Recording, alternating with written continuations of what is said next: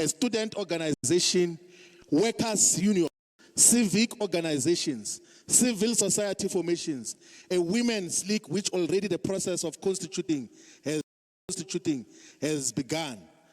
And because you have to contest elections from time to time, you need a political party as well as part of that movement. So the manner in which the consultation has been taking place now is that we want to get views of all the people of South Africa as to what kind of a movement do we constitute, which will be different from those that are leading South Africa as political parties today. It's not a secret, comrades and the people of Northwest, that even if you were to subjectively say that the ANC has done better, you will know deep in your heart that the ANC has failed our people. There is no one who is right in their mind who can say that the ANC is about true freedom and emancipation. It's an objective reality. It's not an issue of opinion. It's an objective reality that the ANC has failed our people. It's also an objective reality that the ANC's electoral fortunes will never change. It will always and continue to be rejected by majority of the people. Already close to 60% of voters have rejected the ANC. More than 50% of people above the age of 18 have stopped voting because of the uselessness and directionlessness of the ANC. So that is the tragedy that we are responding to as Africa, my boy. Now, as if that is not enough, in the current sphere of politics, when the ANC dwindles into permanent insignificance, when the ANC is substituted permanently, the only two other political parties that are on the bench and are supposed to replace the ANC, number one is MK, number two is EFF. And the less said about both of them, the better. Because they don't represent any revolution, they don't represent anything. They are instruments to enrich their leaders.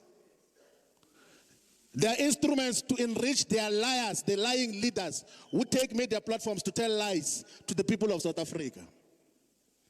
And I can say this with confidence because I know the inner workings of those formations, that they are not true representative of the people, and it will be treasonous.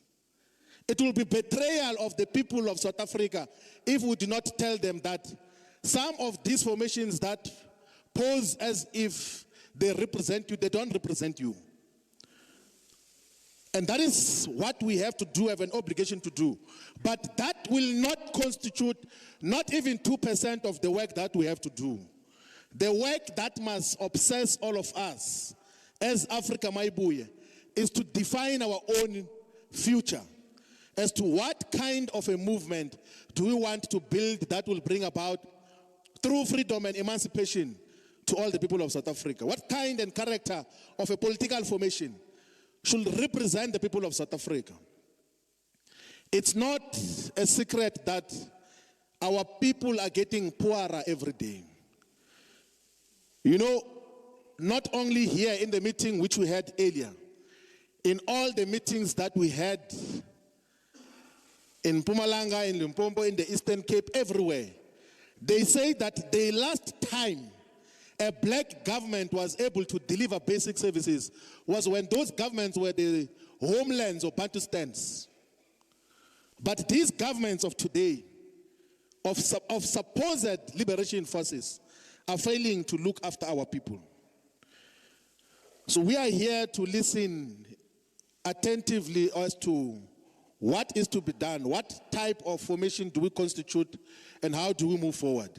We genuinely are going to listen to all the views. We, of course, have got our own views, but we do not want to impose our views on society. Even what we say now must not prevent you to give your own input as to what is to be done and how do we handle our politics moving forward. Comrades, we have listened to different sectors, and despite the persuasive and compelling nature of what we heard from many people across the country, we still are open to persuasion on any ideological, political, organizational question. So be at liberty to make your input in the language that you are comfortable in. The good thing about the leadership of Maibuya is that we understand and properly hear and will be able to interpret and properly understand all languages of South Africa. So let us, all of us, contribute to say, if as part of the movement there must be a political party, this should be the character. But as part of the movement, if there are other aspects that must be added, let us also make those contributions. We appreciate that we have come from all the 4 regions of Bokone Peperema.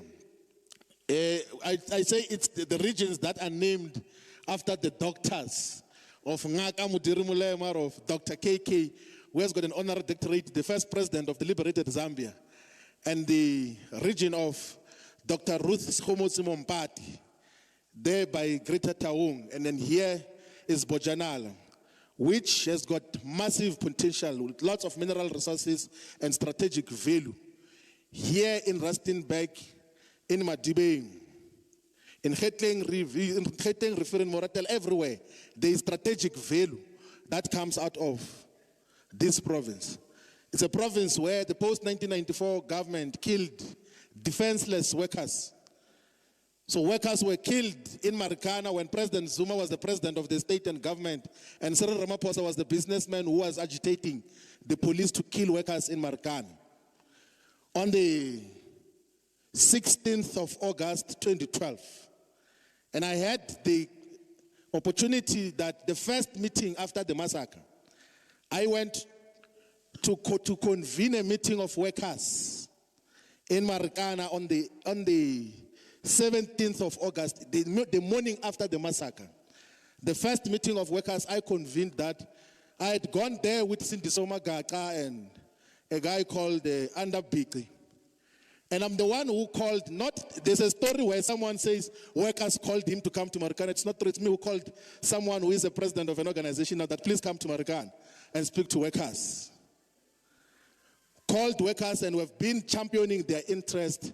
And the workers of Marikana will always associate with us because they know that since the massacre and throughout the period, including the lawyers that got to represent them, we organized them. So we are fully familiar of the struggles of the people of this province in the Platinum Belt and in all areas where they are found. We know that there is no functional municipality. There are many dynamics that define the province.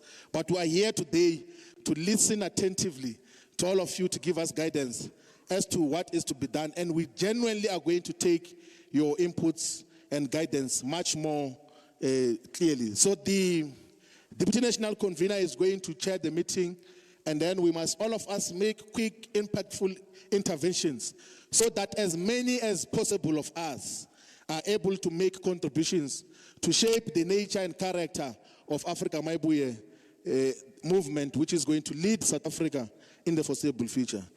Deputy National Convener, thank you very much.